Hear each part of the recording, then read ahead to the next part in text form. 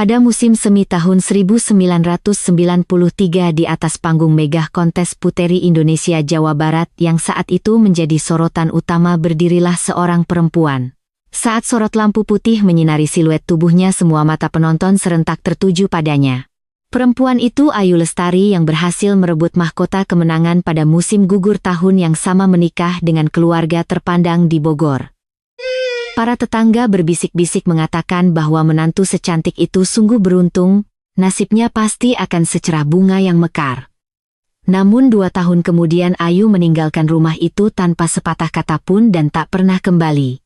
Selama 7 tahun ayah mertuanya Baskoro Wijoyo sering terlihat di sudut desa meratapi nasib menantunya, matanya sembab karena air mata. Orang-orang pun bersimpati tulus pada kesedihan pria tua itu. Akan tetapi saat mempersiapkan kisah ini hari ini, saya akhirnya menemukan jejak lain dari hari itu yang tersembunyi di balik topeng kebajikan sang ayah mertua. Apa yang sebenarnya terjadi malam itu? Hari ini saya akan menceritakan kepada Anda kisah kasus hilangnya menantu Bogor.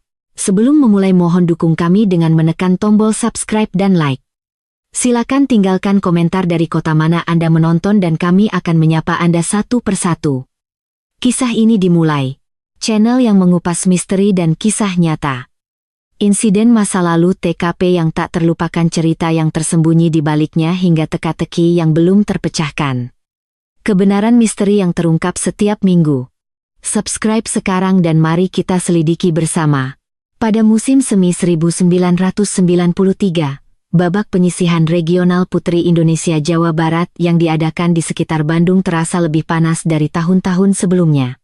Di atas panggung yang dipadati ratusan penonton itu, saat Ayu Lestari pertama kali melangkahkan kakinya, konon para juri serentak terpaku menatapnya. Ayu yang saat itu berusia 21 tahun berasal dari Bogor. Ia adalah putri bungsu dari keluarga sederhana, ayahnya memiliki sebuah toko bangunan kecil. Meskipun tidak memiliki latar belakang keluarga yang gemerlap atau koneksi yang kuat, pesona wajah dan postur tubuh Ayu membuatnya tak membutuhkan semua itu. Setelah lolos dari babak penyisihan dan melaju ke panggung utama, Ayu akhirnya berhasil meraih gelar juara. Koran lokal memuat berita utama dengan judul besar, Putri Bogor dinobatkan sebagai Putri Indonesia Jawa Barat. Selama berhari-hari rumah Ayu dipenuhi oleh warga desa yang berdatangan untuk memberi selamat.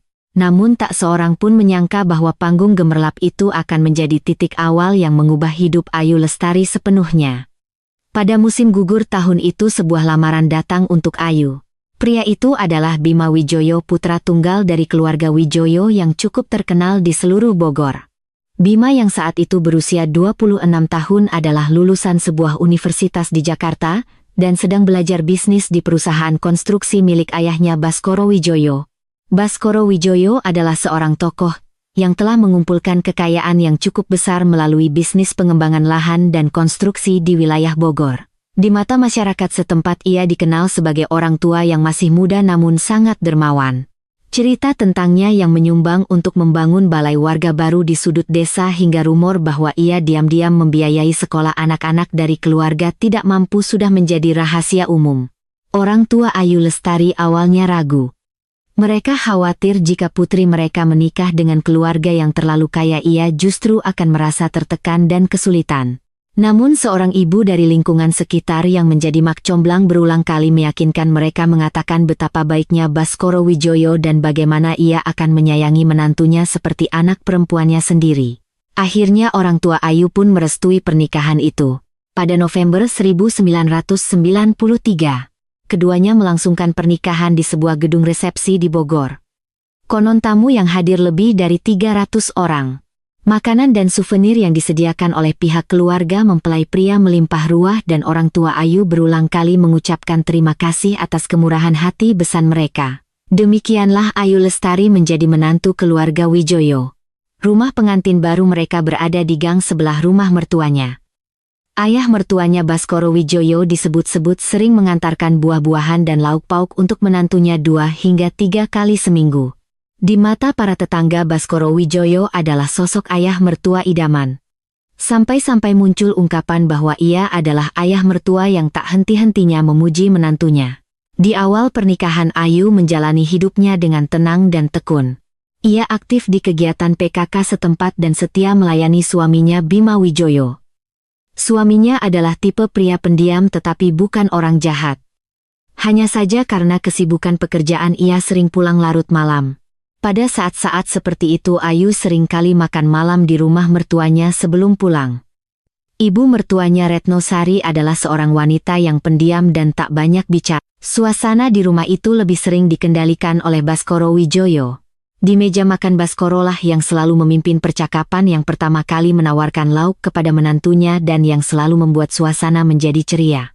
Namun sekitar 6 bulan setelah pernikahan, ibu kandung Ayu merasakan ada yang berbeda dari suara putrinya. Saat ditelepon Ayu tidak lagi cerewet seperti dulu, bicaranya menjadi lebih sedikit dan suara tawanya seolah menghilang. Ketika ibunya bertanya apakah ada masalah, Ayu Lestari hanya menjawab berulang kali, hanya sedikit lelah. Tidak apa-apa.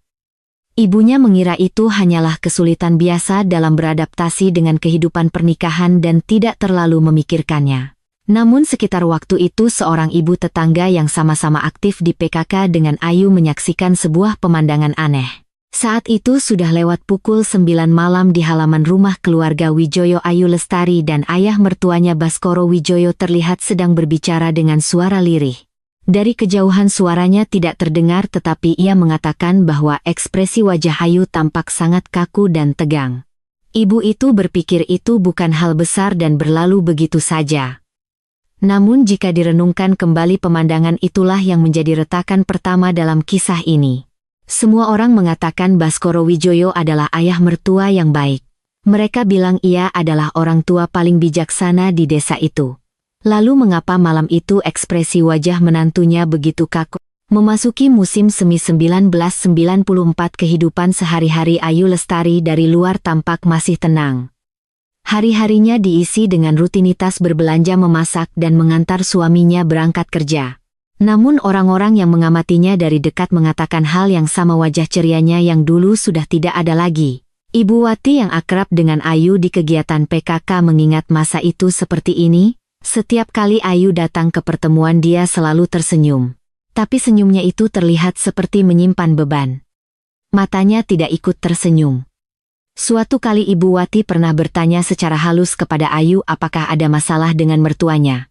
Ayu Lestari terdiam sejenak lalu segera berkata tidak apa-apa sambil mengalihkan pembicaraan. Namun yang diingat oleh Ibu Wati adalah keheningan singkat itu. Keheningan seseorang yang hendak mengatakan sesuatu tetapi kemudian berhenti. Sekitar waktu itu Bima Wijoyo, suami Ayu, sering melakukan perjalanan dinas keluar kota karena urusan bisnis. Ini terkait dengan proyek pengembangan lahan baru di Jawa Tengah yang sedang digarap oleh ayahnya Baskoro Wijoyo.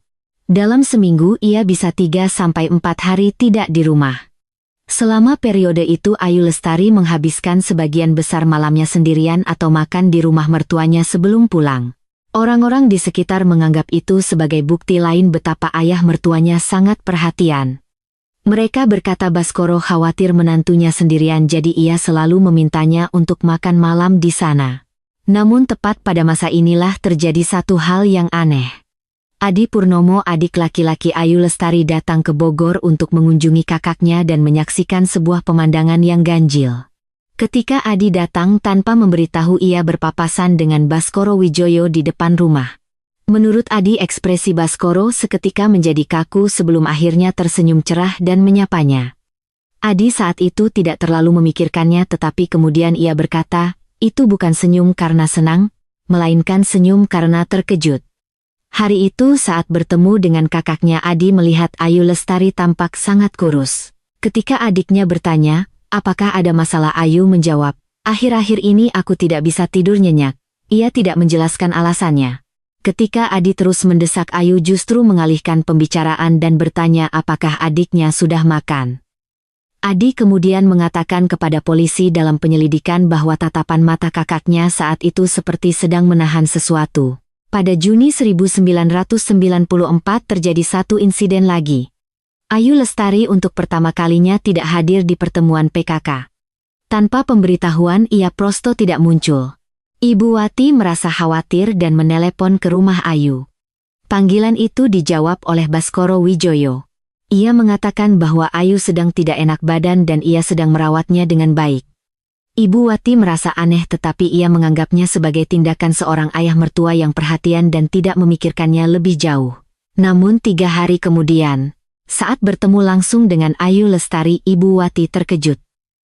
Ada bekas lebam kebiruan di pergelangan tangan Ayu.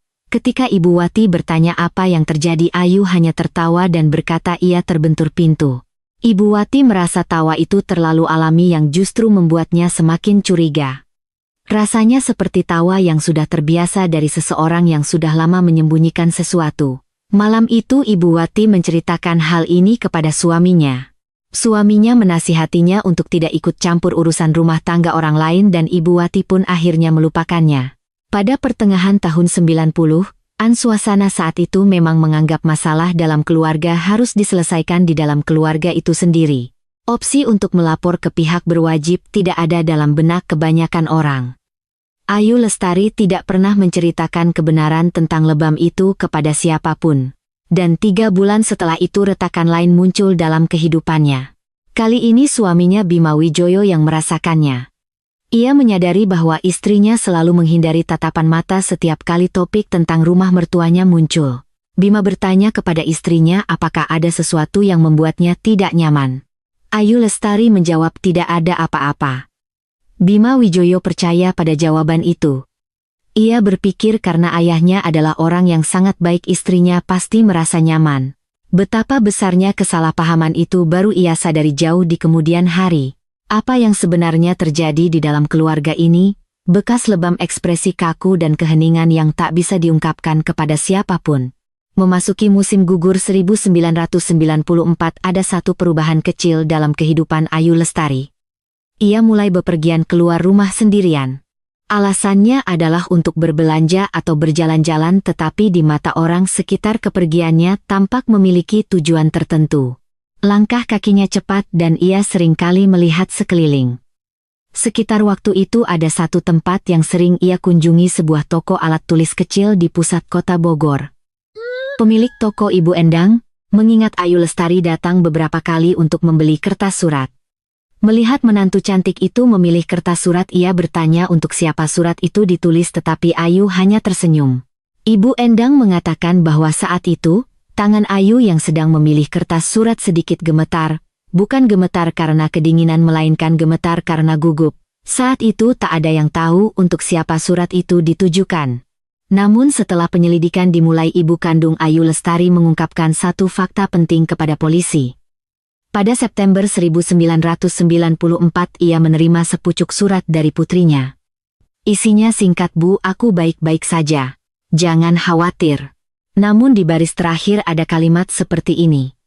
"Kalau suatu saat aku tidak bisa dihubungi lagi tolong cari aku." Tidak mengerti arti kalimat itu, sang ibu hanya menganggap putrinya sedang stres karena kehidupan pernikahan dan tidak memikirkannya lebih jauh. Penyesalan karena tidak menganggap serius surat itu menghantui sang ibu seumur hidupnya. Sementara itu ada perubahan juga di keluarga Wijoyo. Ibu mertua Retno Sari harus dirawat di rumah sakit. Ia menjalani operasi sendi dan masa pemulihannya memakan waktu hampir 2 bulan. Selama 2 bulan itu waktu di mana hanya ada ayah mertua Baskoro Wijoyo dan menantunya Ayu Lestari di rumah menjadi lebih sering. Suaminya Bima Wijoyo masih sering bepergian dan Ayu dengan dalih merawat ibu mertuanya harus lebih sering bolak-balik ke rumah mertua. Ibu Wati mengatakan bahwa selama 2 bulan itu wajah Ayu Lestari terlihat semakin muram. Suatu kali saat melewati rumah mertuanya ia tak sengaja berpapasan dengan Ayu. Ayu menyapanya lebih dulu tetapi tidak berani menatap matanya. Ia ingat betul kaos lengan panjang yang dikenakan Ayu saat itu. Meskipun cuaca sedang beralih dari musim panas ke musim gugur, Ayu tetap mengenakan lengan panjang. Dan sekitar waktu itulah muncul seorang tokoh baru dalam cerita ini, seorang karyawan di perusahaan keluarga Wijoyo bernama Darmawan. Darmawan yang saat itu berusia akhir 20-an bekerja di bawah Baskoro Wijoyo mengurusi bagian keuangan. Belakangan dalam pemeriksaan polisi, Darmawan mengatakan bahwa pada musim panas 1994 Baskoro Wijoyo pernah memberinya perintah aneh. Ia diminta untuk mengawasi kemana menantunya pergi dan siapa yang ditemuinya. Awalnya, Darmawan mengira itu hanyalah permintaan seorang ayah mertua yang khawatir pada menantunya. Namun cara Baskoro Wijoyo mengatakannya terasa aneh. Tatapannya bukan tatapan khawatir melainkan tatapan seolah sedang menuntut sebuah janji. Mau tak mau. Darmawan menuruti perintah itu tetapi hatinya merasa tidak nyaman. Dan ketidaknyamanan itu segera menjadi lebih besar. Beberapa hari setelah mengawasi Ayu Lestari, Darmawan menyaksikan Ayu berhenti di depan sebuah telepon umum koin di pusat kota. Ayu melihat sekeliling beberapa kali sebelum masuk ke dalam bilik telepon dan berbicara cukup lama. Siapa yang ia telepon atau apa yang ia bicarakan Darmawan tidak tahu. Namun ia ingat betul bahwa ekspresi wajah Ayu Lestari setelah keluar dari bilik telepon jauh lebih tegang dibandingkan sebelumnya. Darmawan melaporkan hal ini kepada Baskoro Wijoyo. Baskoro terdiam sejenak lalu berkata, "Bagus, hanya itu." Namun saat Darmawan hendak meninggalkan ruangan, Baskoro menambahkan satu kalimat lagi. "Jangan ceritakan ini pada Bima." Mendengar itu Darmawan tidak bisa tidur malam itu. Siapa yang dihubungi Ayu Lestari dari telepon umum? Dan mengapa Baskoro Wijoyo ingin menyembunyikan fakta itu dari putranya? Petunjuknya muncul dari tempat yang tak terduga. Pada Oktober 1994, identitas orang yang dihubungi Ayu Lestari dari telepon umum terungkap melalui jalur yang tak terduga. Orang itu adalah adiknya Adi Purnomo. Belakangan dalam pemeriksaan polisi, Adi mengatakan bahwa sekitar waktu itu ia menerima beberapa kali telepon dari kakaknya. Kakaknya selalu menelepon dari telepon umum bukan telepon rumah dan durasi panggilannya selalu singkat. Isinya selalu sama. "Hanya ingin dengar suaramu. Kamu baik-baik saja kan?"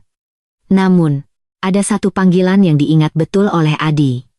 Tepat sebelum menutup telepon, kakaknya berkata, "Adi, nanti tolong jaga ibu dan bapak baik-baik ya." Adi tidak tahu mengapa kalimat itu begitu mengganjal di hatinya. Itu kalimat biasa tetapi tidak terdengar biasa.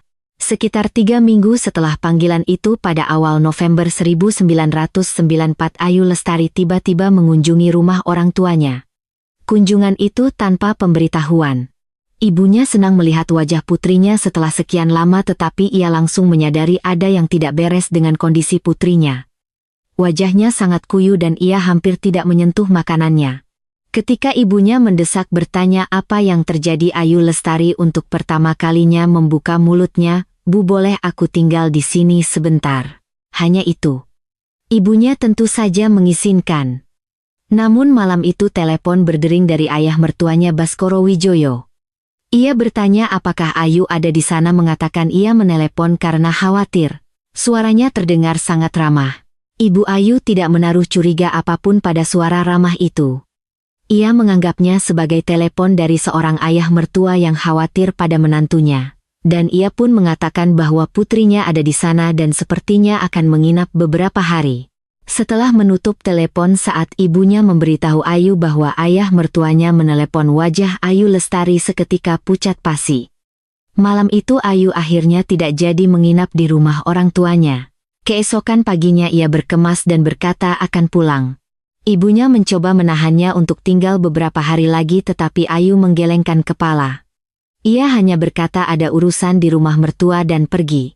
Saat melangkah keluar pintu, Ayu Lestari sempat menoleh ke belakang dan tersenyum pada ibunya. Ibunya belakangan berkata sambil terisak bahwa senyum itu terasa seperti ucapan selamat tinggal terakhir. 3 hari setelah Ayu Lestari kembali ke Bogor, muncul satu tokoh lagi dalam cerita ini. Seorang tetangga yang tinggal di dekat rumah keluarga Wijoyo bernama Ibu Tini. Ibu Tini yang saat itu berusia awal 50-an memiliki kebiasaan melewati gang rumah Wijoyo setiap pagi untuk pergi ke pasar. Pada suatu pagi di pertengahan November 1994, ia mendengar suara aneh dari halaman rumah keluarga Wijoyo. Suara seperti sesuatu yang pecah. Dan tak lama kemudian terdengar suara seorang perempuan. Tetapi ia tidak bisa memahami apa yang dikatakannya.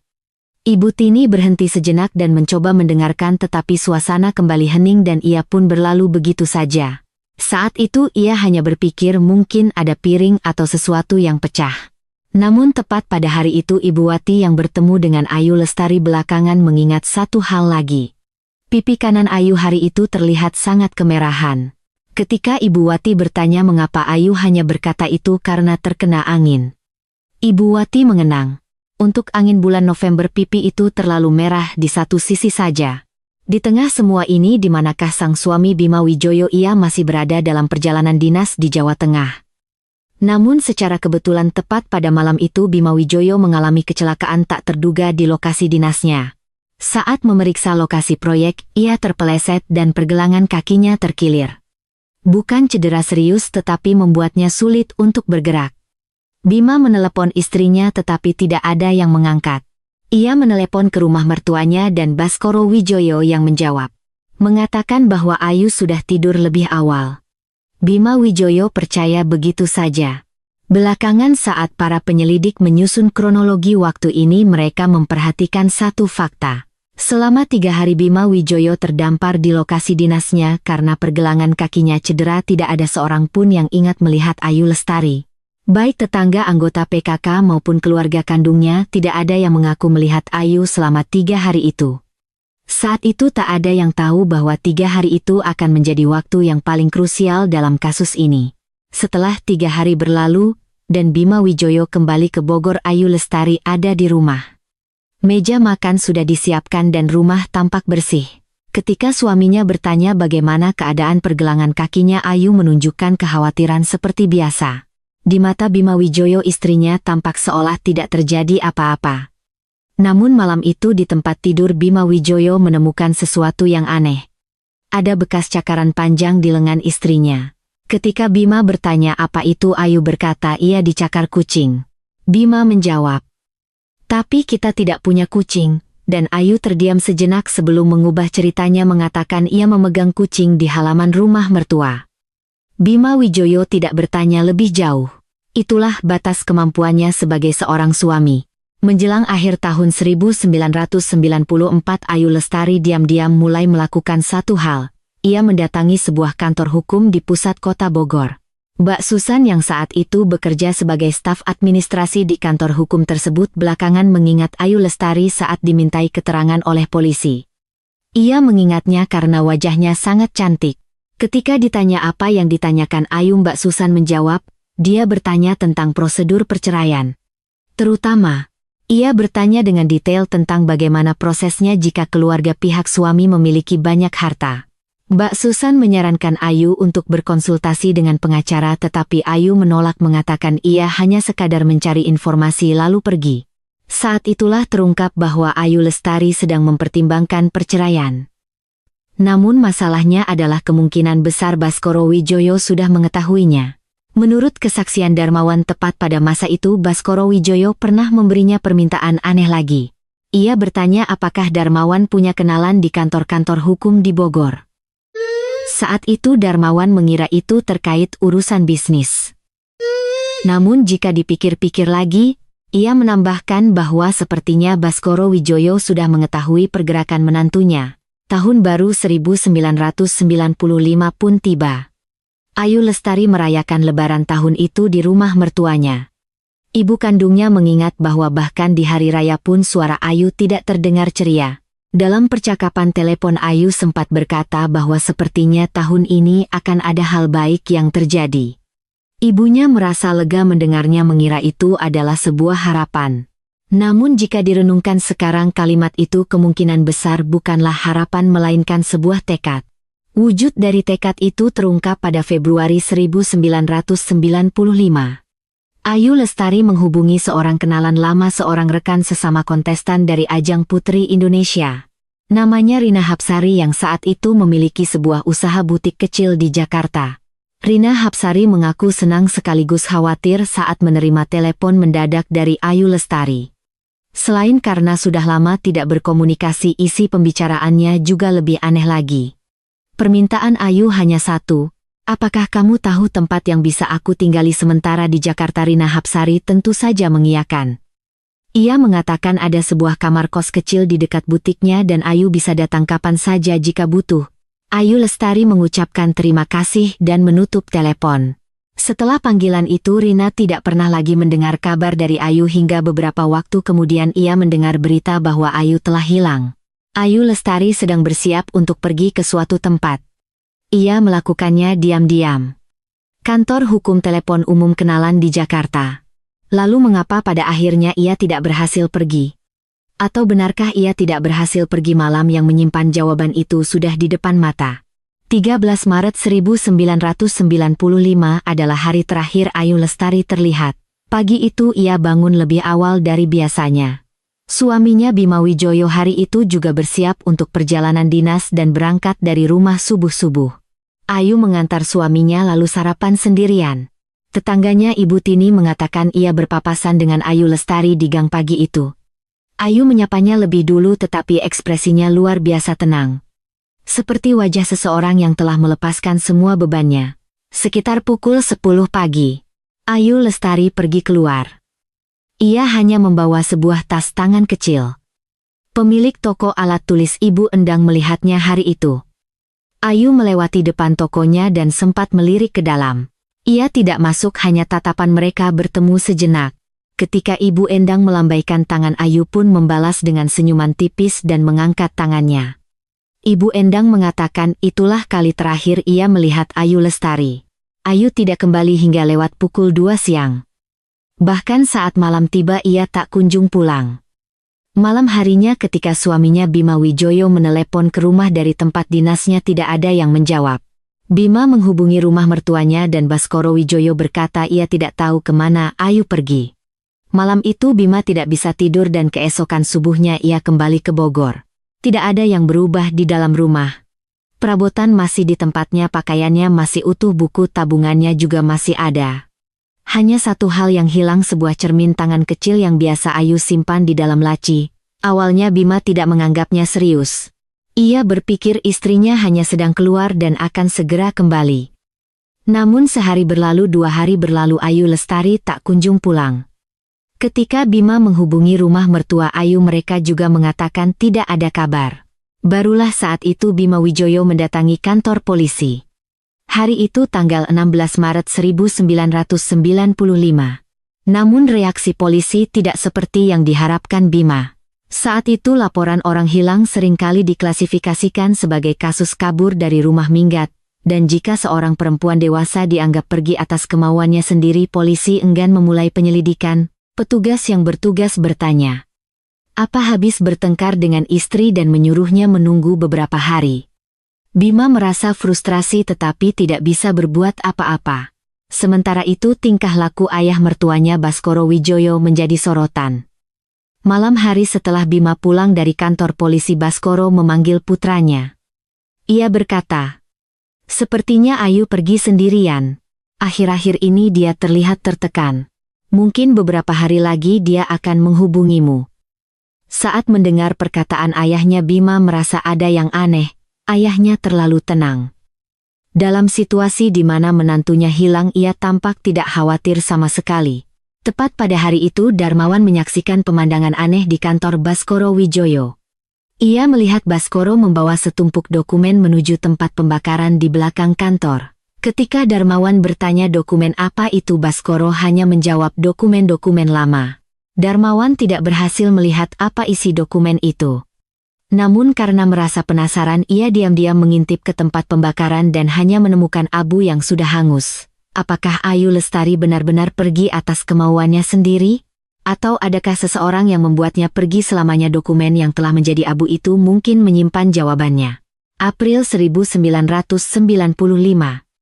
Sebulan telah berlalu sejak Ayu Lestari menghilang. Polisi masih belum memulai penyelidikan secara serius dan Bima Wijoyo sendirian mencari keberadaan istrinya. Namun pada saat inilah Bima menerima telepon dari seseorang yang sama sekali tidak ia duga, Rina Hapsari, rekan sesama kontestan Putri Indonesia, istrinya. Rina mendengar berita hilangnya Ayu Lestari dari seorang kenalan dan memutuskan untuk menghubunginya langsung. Bima bertemu dengan Rina Hapsari, dan untuk pertama kalinya mendengar bahwa istrinya telah mencari tempat tinggal di Jakarta. Bima terkejut. Fakta bahwa istrinya diam-diam bersiap untuk pergi meninggalkannya terasa tidak bisa dipercaya. Bima segera kembali ke kantor polisi. Kali ini dengan kesaksian Rina Hapsari sebagai dasar, ia meminta penyelidikan resmi. Kasus ini ditangani oleh detektif yang berbeda. Seorang detektif baru bernama Inspektur Budi Santoso ditugaskan untuk menangani kasus ini. Awalnya Inspektur Budi memulai penyelidikan dengan asumsi kemungkinan Ayu kabur karena ada bukti bahwa ia sedang bersiap untuk pergi. Namun tak lama setelah memulai penyelidikan, Inspektur Budi mulai berpikir bahwa kasus ini mungkin bukan sekadar kasus kabur dari rumah biasa. Alasan pertama adalah buku tabungan Ayu Lestari. Hasil penyelidikan menunjukkan tidak ada 1 sen pun uang yang ditarik dari rekeningnya hingga hari sebelum ia hilang. Tidak masuk akal jika seseorang yang bersiap untuk pergi tidak membawa uang sepeser pun. Alasan kedua adalah barang-barang Ayu. Pakaian-pakaian dalam dan perlengkapan mandi semuanya masih utuh. Yang hilang hanyalah sebuah cermin tangan kecil. Inspektur Budi merenungkan kedua fakta ini cukup lama. Ketika Inspektur Budi mulai memanggil orang-orang terdekat untuk diperiksa, Darmawan untuk pertama kalinya duduk di hadapan polisi. Darmawan menceritakan segalanya perintah Baskoro Wijoyo untuk membuntuti Ayu Lestari, adegan panggilan telepon umum yang ia saksikan dan adegan pembakaran dokumen. Mendengar kesaksian Darmawan, Inspektur Budi memanggil Baskoro Wijoyo sebagai saksi. Baskoro Wijoyo muncul di kantor polisi.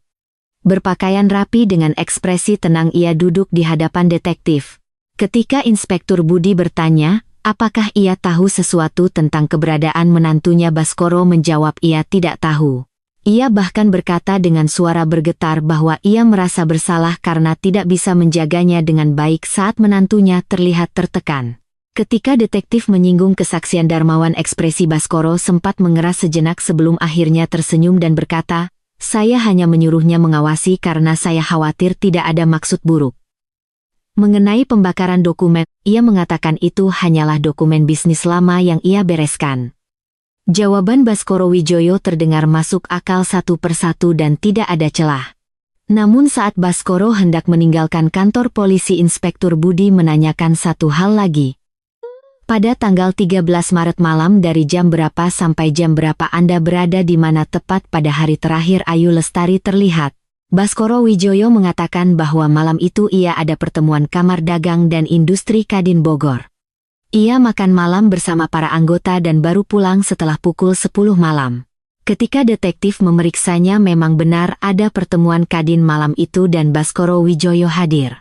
Beberapa anggota lain memberikan kesaksian bahwa mereka bersama-sama. Alibi yang sempurna. Inspektur Budi menemui jalan buntu. Orang yang paling mencurigakan memiliki alibi yang sempurna dan bukti fisik telah menjadi abu dan hilang. Penyelidikan pun berjalan di tempat. Seiring berjalannya waktu, perhatian publik pun perlahan memudar.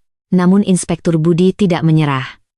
Ada satu pertanyaan yang terus mengganjal di benaknya. Pertemuan Kadin dimulai pukul 6 sore dan Baskoro Wijoyo meninggalkan tempat itu pukul 9 malam. Ini berarti keberadaan Ayu Lestari setelah pukul 2 siang hingga sebelum pukul 6 sore tidak pernah ditanyakan oleh siapapun. Alibinya memang sempurna, tetapi itu hanya untuk malam hari. Inspektur Budi kembali menelusuri waktu dari awal. Ayu Lestari terakhir terlihat pada pukul 10 pagi. Dan alibi Baskoro Wijoyo dimulai pada pukul 6 sore. Ada jeda 8 jam diantaranya dan tidak ada seorang pun yang tahu keberadaan Baskoro Wijoyo selama waktu itu. Detektif mulai mendalami 8 jam tersebut.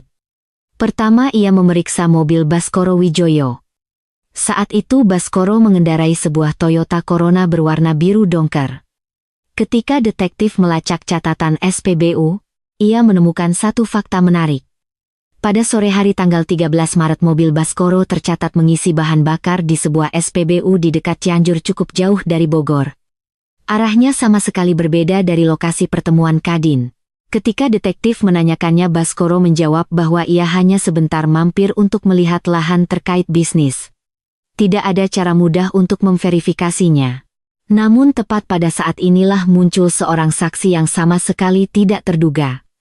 Seorang pria tua berusia 60-an yang bertani kecil-kecilan di dekat Cianjur, namanya Pak Karto. Detektif bertemu dengannya secara kebetulan saat melakukan penyelidikan di sekitar Cianjur. Setelah mendengar cerita detektif, Pak Karto berkata ada sesuatu yang ia ingat. Pada suatu sore di pertengahan Maret, sebuah mobil sedan biru dongker yang asing terparkir cukup lama di jalanan tak beraspal dekat ladangnya. Sepertinya ada orang di dalam mobil, tetapi setelah beberapa lama mobil itu pergi. Ketika ditanya hari apa itu, Pak Karto menjawab, Itu hari saya menanam bibit ubi jalar. Setelah diperiksa catatannya hari itu adalah 13 Maret. Jantung detektif berdebar kencang. Namun itu saja tidak cukup. Siapa yang ada di dalam mobil atau apa yang terjadi di dalam mobil Pak Karto tidak tahu. Ia hanya melihat dari kejauhan dan berlalu begitu saja. Detektif menelusuri sendiri jalanan tak beraspal itu. Lokasinya berada di awal sebuah perbukitan yang jarang dilewati orang. Berbagai pikiran melintas di benak detektif tetapi tidak ada bukti. Penyelidikan sepertinya kembali menemui jalan buntu. Namun sekitar waktu itu Bima Wijoyo mendatangi detektif dan menyerahkan sesuatu buku harian lama milik Ayu Lestari. Ia menemukannya di bagian terdalam lemari saat sedang membereskan barang-barang istrinya. Ketika detektif membuka buku harian itu ia menemukan tulisan tangan yang rapat dari paruh kedua tahun 1994. Namun di beberapa bagian buku harian itu ada sebuah ungkapan aneh yang berulang kali muncul. Bapak datang lagi. Hari ini aku sendirian. Aku takut. Kalimat-kalimat ini berulang di beberapa tanggal. Dan di halaman terakhir buku harian itu hanya ada satu kalimat yang tertulis. Aku sudah tidak tahan lagi. Detektif menutup buku harian itu. Kini ia yakin bahwa Baskoro Wijoyo mungkin bukan sekadar saksi biasa. Namun buku harian itu hanyalah catatan pribadi Ayu Lestari dan secara hukum memiliki keterbatasan sebagai bukti langsung untuk menjerat Baskoro Wijoyo. Detektif menutup berkas dengan pelan berpikir kasus ini belum berakhir. Dan dugaannya benar. Kasus ini kembali menyala dari tempat yang sama sekali berbeda. Api kasus ini kembali menyala bukan pada tahun 1995.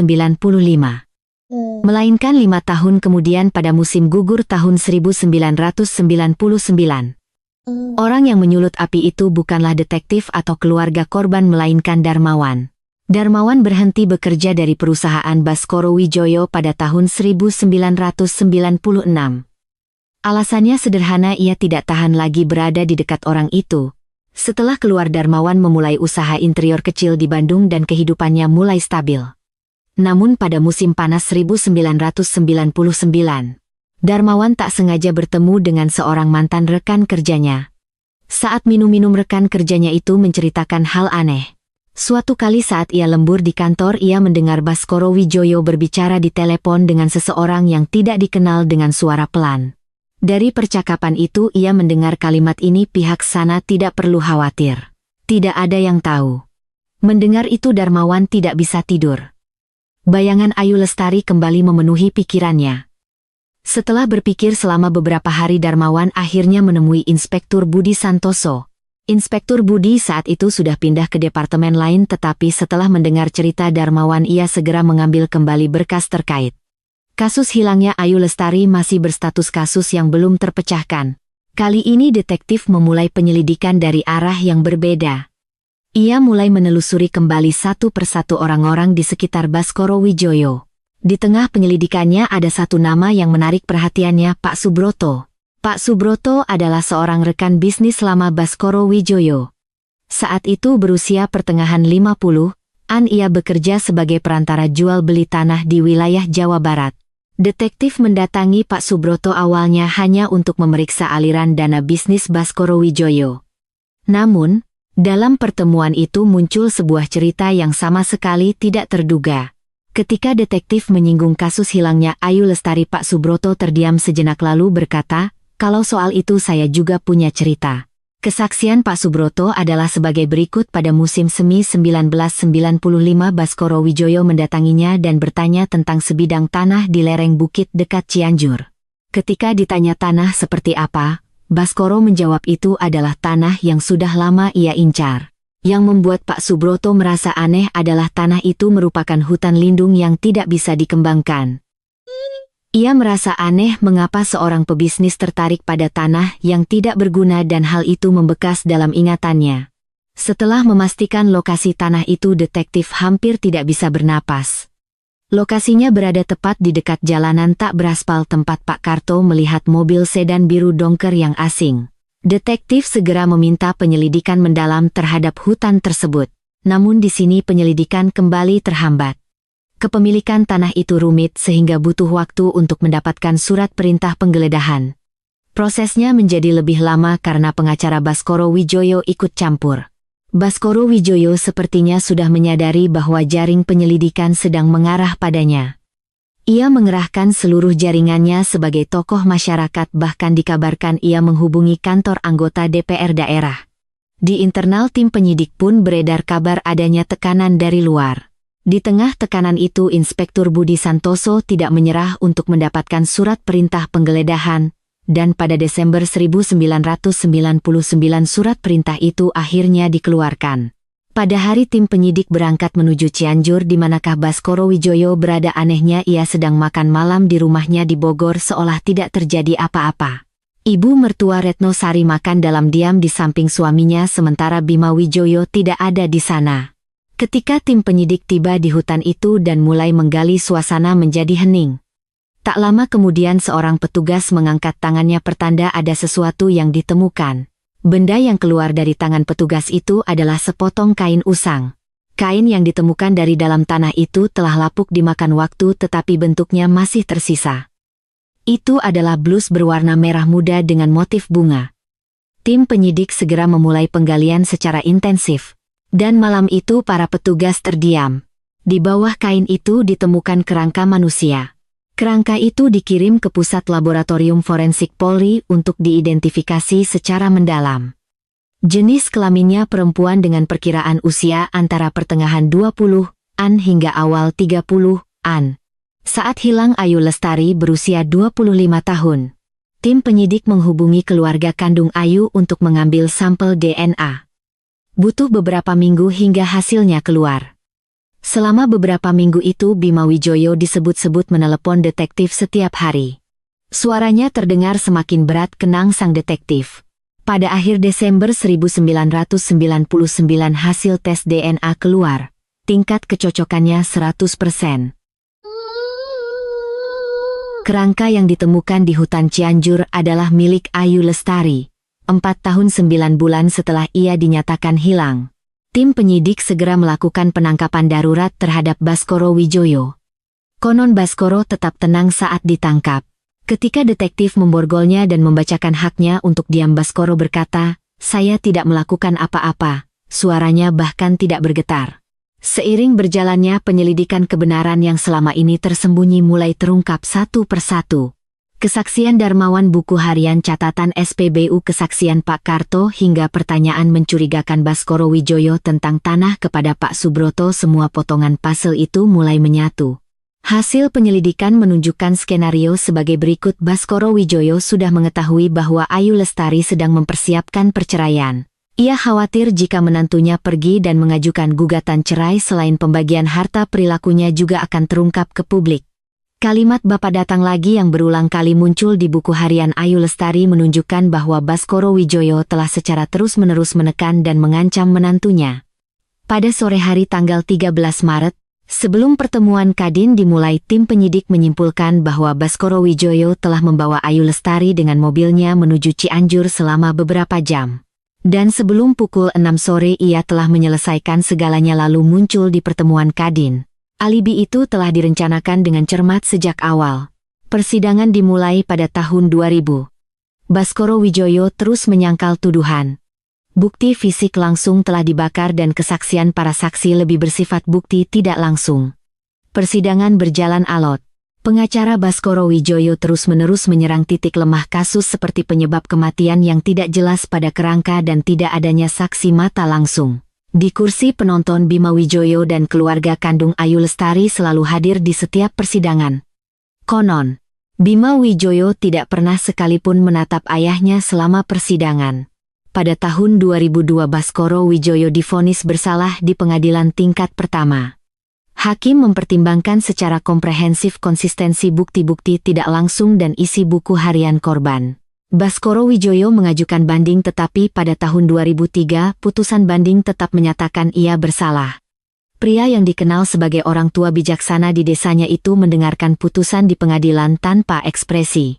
Ibu kandung Ayu Lestari menangis lama di koridor pengadilan setelah putusan dibacakan. Tak ada yang mencoba menenangkannya. Seorang ibu yang seumur hidupnya menyesal telah menganggap remeh kalimat di surat terakhir putrinya.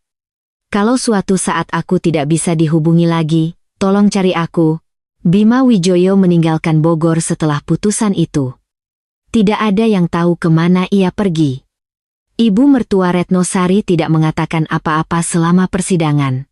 Apakah ia tahu atau tidak kebisuan perempuan itu tidak pernah terpecahkan? 10 tahun telah berlalu sejak musim semi 1993 saat Ayu Lestari pertama kali berdiri di panggung itu. Wajah yang bersinar di bawah sorot lampu putih itu terhenti terlalu cepat di tempat yang terlalu sepi. Yang seharusnya ia genggam bukanlah mahkota kemenangan melainkan hak untuk hidup normal. Apakah itu hal yang begitu sulit? Saya merenung lama setelah menyelesaikan cerita ini. Kisah hari ini berakhir di sini. Namun saat mendengar cerita ini, tidakkah Anda pernah berpikir jangan-jangan di sekitar kita juga ada orang yang tersenyum sambil menahan sesuatu? Kebisuan Ayu Lestari bukanlah kebisuan dirinya sendiri. Itu juga merupakan kebisuan semua orang yang memalingkan muka. Jika Anda merasa berat hati setelah mendengar cerita ini, silakan tinggalkan sepatah kata di kolom komentar. Apapun itu, satu komentar dari Anda akan menjadi kekuatan terbesar bagi saya untuk menyiapkan cerita berikutnya. Bagi yang belum subscribe, silakan tekan tombol subscribe sekarang juga dan jangan lupa untuk menyukai video ini,